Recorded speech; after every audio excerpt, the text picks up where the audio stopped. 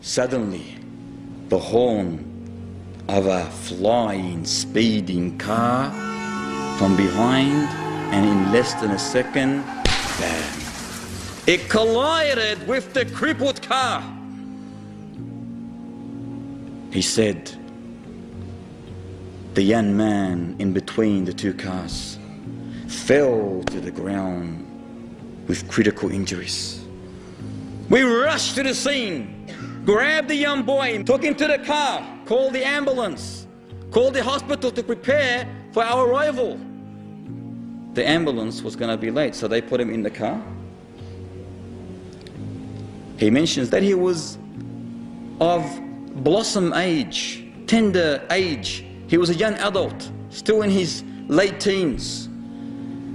He was mumbling something, but we could not understand what he was mumbling due to the rush that we were in. He said he was religious. You could tell from his appearance. Then the police officer said, when we placed him in the back of the car, we could make out what he was mumbling. He said, through all that pain, through all that suffering, his heart was reciting the verses of the Almighty Lord. He said he was so immersed in the recitation that, subhanallah, you could not even tell that this young man was suffering.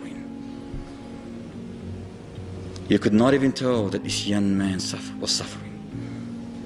The police officer said his clothes were soaked in blood.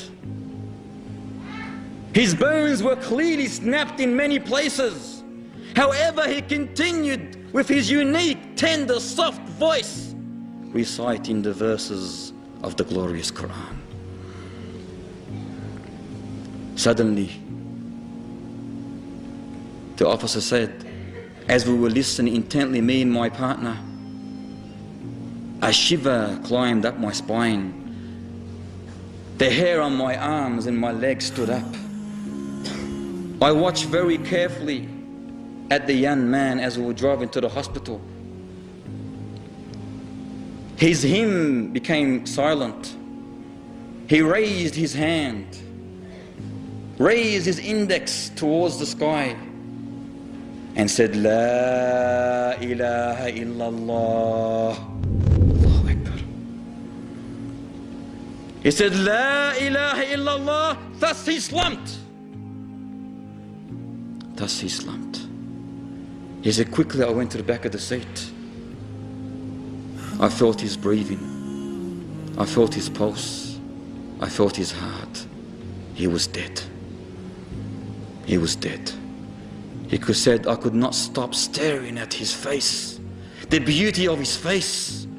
A tear fell from my eyes, but I hid it in shame. I turned to my partner and told him that the boy's life has ceased. He's finished. That young man is finished. The police officer burst in cries. And thus when he heard his partner crying in such a manner, he could not hold himself. The whole car, the patrol car, was fogged with emotions. Was fogged with emotions as they were driving to the hospital. They reached. They struggled through the corridors, telling the nurses, the doctors, the onlookers what had happened. One of the hospital staff went and called his home.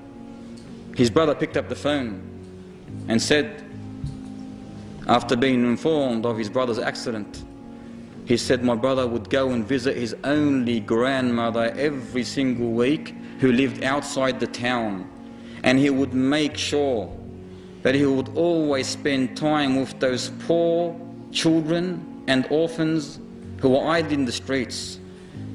The whole town knew him, he said. They knew him because he used to give them Islamic literature, cassettes, books. He filled his old Mazda, his dusty old Mazda, with sugar and wheat and rice and even candies for the poor people in that town. Yet he himself was struggling to live. He himself was struggling to live. Yet he preferred those orphans, those poor children, those poor families over his life. Thus, his last words was very easy.